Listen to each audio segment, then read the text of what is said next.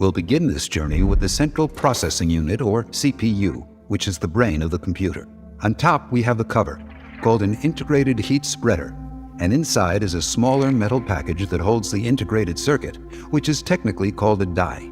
This die is mounted on a printed circuit board that distributes the 1,200 connection points to landing pads that interface with the landing grid array on the motherboard. The integrated circuit inside has a few different sections, but perhaps the most recognizable are the 10 cores where programs and instructions are run. Let's zoom into a nanoscopic view of the integrated circuit so we can see individual transistors. These transistors are incredibly small, only a few nanometers wide, and in this die there are approximately 8 to 10 billion. On top of the transistors are multiple layers of metal wires, with vias rising vertically between the layers. Together, these transistors and wires create a multi-layer labyrinth or highway, resulting in a computer that can execute billions of operations every second. Let's now zoom out and look at other sections of the CPU. To the side of each core is the shared L3 memory cache and ring interconnect. On the far right is an integrated graphics processor which functions as a less powerful GPU.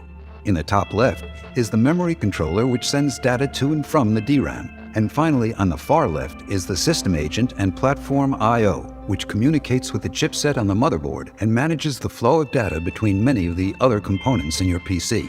So with that in mind, let's move on and look at the motherboard.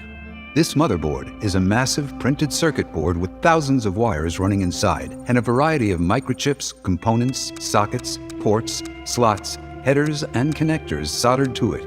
This CPU consumes power equivalent to approximately 16 LED bulbs, thus generating a considerable amount of heat, which is taken away by the CPU cooler.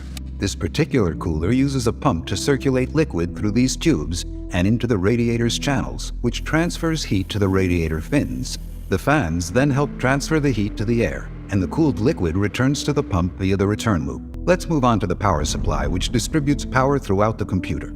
In here, the main transformer reduces the voltage and bridges the isolation boundary between the primary side high voltage and the secondary side lower voltages used throughout your computer.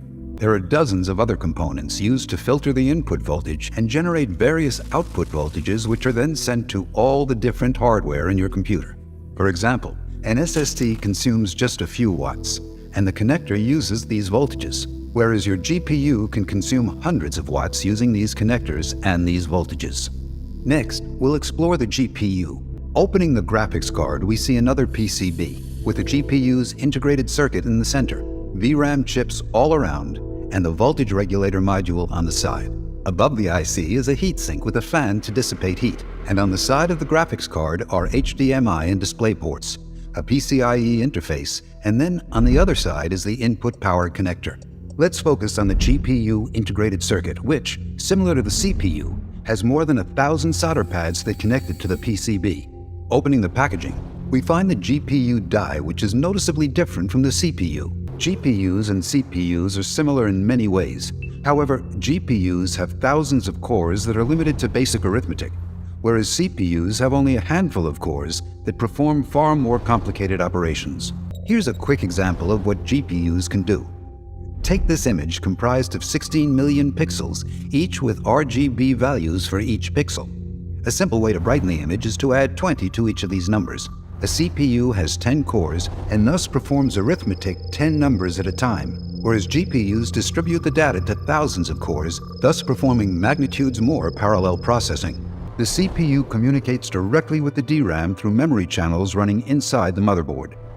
Inside each of these 8 DRAM chips is an integrated circuit composed of 32 memory banks, each 8,192 columns wide by 65,536 rows tall. The DRAM temporarily stores data using capacitors and transistors called 1T 1C memory cells in 2D arrays that look like this. Data can be accessed within nanoseconds. However, among these 8 chips, only 16 gigabytes of data can be temporarily stored. Let's move on to SSDs, which permanently store data in 3D arrays called 3D NAND. This array is 100 to 200 layers tall, 32 to 64,000 columns wide, and 32 to 64,000 rows deep. Additionally, within a single SSD chip such as this one, are multiple 3D NAND arrays stacked one on top of the other. As a result, a single microchip can store terabytes of data.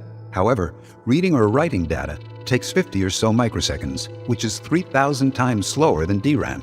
Zooming in on a single SSD memory cell, we find a charge trap which stores different levels of charge, allowing for 3 bits of data to be more permanently saved. Here we have a disk mounted to a spindle with a motor that rotates the disk at thousands of RPM. A read-write head moves across the disk in order to access a single track out of 500,000 other data tracks. Let's zoom in on the read-write head. The write head changes the direction of localized magnetic domains in a small layer on the disk, whereas the read head senses these changes in magnetic domains. This disk drive is even slower than the SSD, taking a few milliseconds to access, thus resulting in slower read and write times, but costing less per terabyte of storage. Thus far, we've covered all the hardware inside your computer. So, thanks for watching this far.